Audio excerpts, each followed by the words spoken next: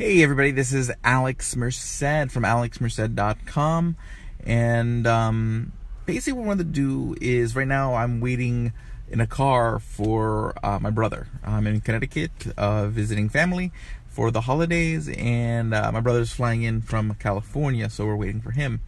So I just figured I'd take the time and just kind of say hi to everybody and give you guys basically the best wishes, because that's what the world needs. And this is what's important about the holiday season. This is our opportunity to really kind of just take a moment, breathe, and spend time with the people who are most important to us in our lives.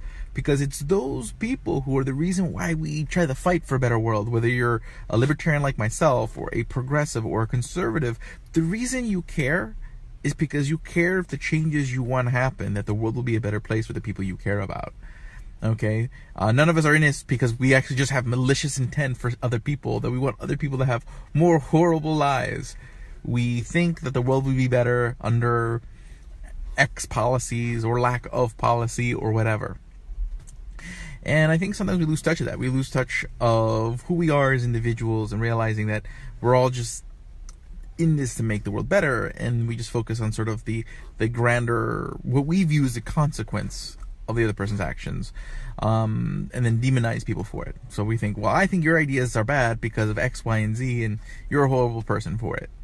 And we divide each other up further from that, and we get further away from making any kind of attempt to understand each other. And that's where hate and violence and war comes from, because it all starts with fear. It all starts with the fear that something bad will happen.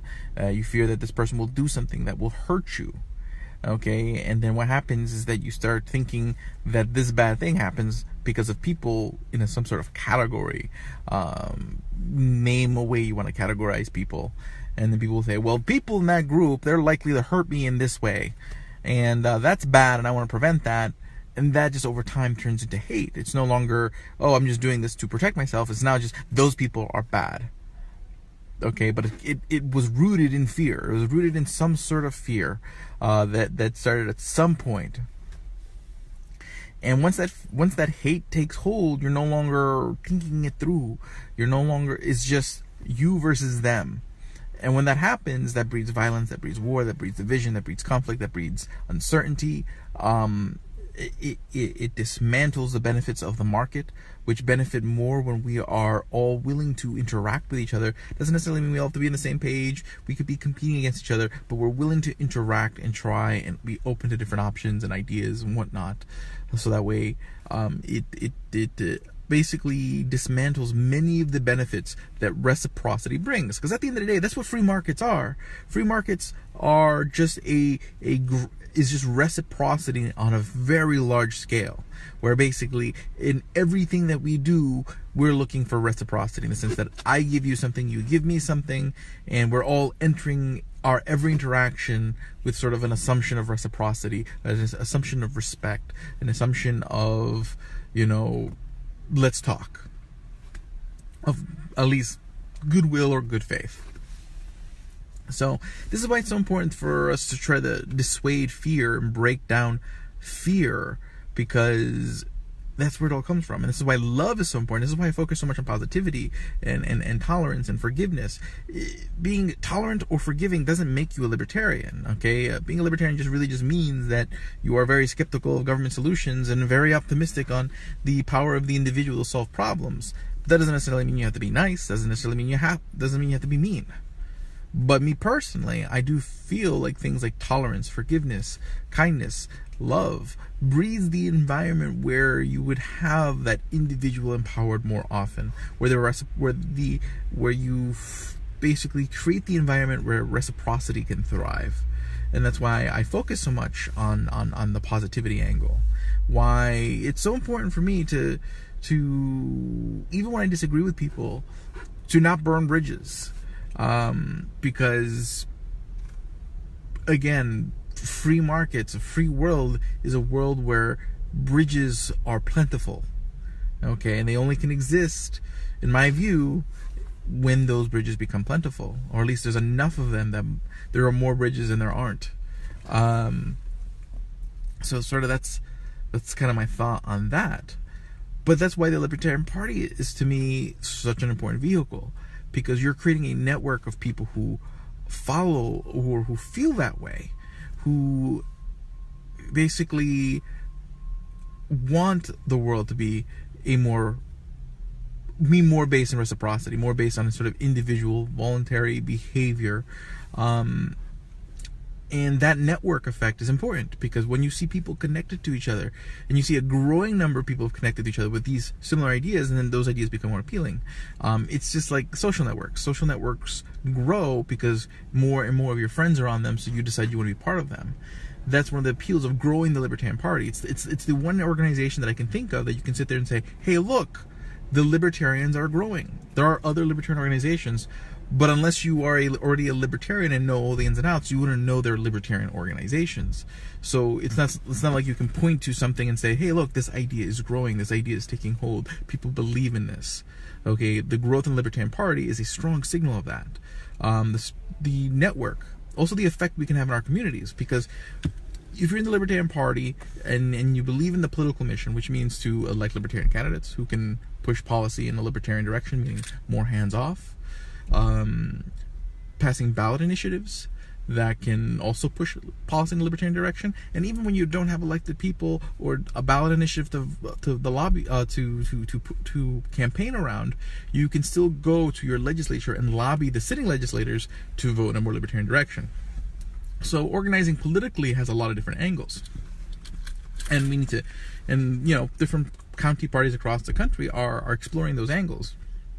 But you grow the people who are voting, you grow the people who are campaigning, you grow the people who are donating, volunteering, by building a community. Okay, because at the end of the day, community is what we're fighting for. You're fighting for the people that you care about.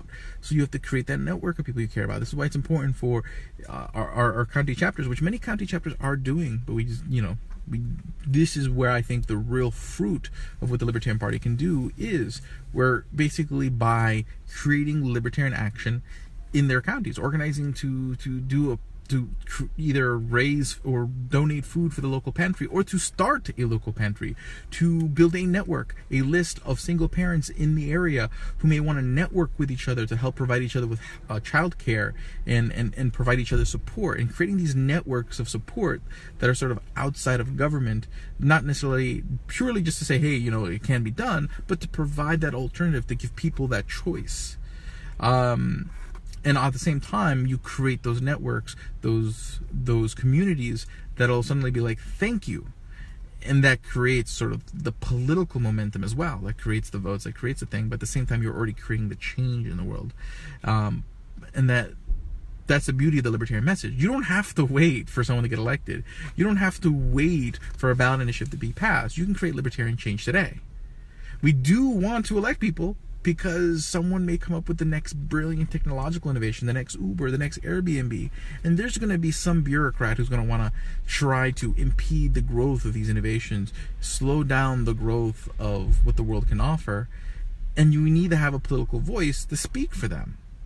There's people who are going to be jailed for things that should never have been a crime, and once they are convicted, they can no longer vote. There's no reason Republicans and Democrats would want to speak for them, but Libertarians will, because we speak for everyone. We speak for just what's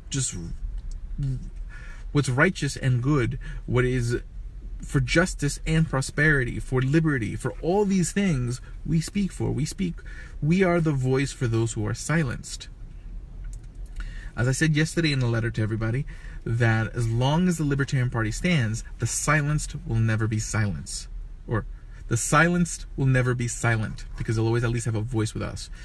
Hopefully one day we are a much larger voice. But the fact that there is a voice is a powerful tool, is a powerful thing. And the fact that that voice is growing is a powerful thing. There is a lot of benefit to participating in the Libertarian Party. There is the political aims, but there is the social and cultural aims that we can achieve as well, that basically can be achieved right now, that are being achieved now by many county chapters, by getting involved in their communities, by individuals just being paragons in their community. So, and just trying to, just being a party that isn't trying to play on fear, a party that is trying to be based in the empowerment, the excitement, the optimism of what you can do in your own life when you decide to take action into your own hands, take outcomes into your own hands and say, you know what? If I can't do things the traditional way, I will find a creative solution. I will innovate to make life the way I want it.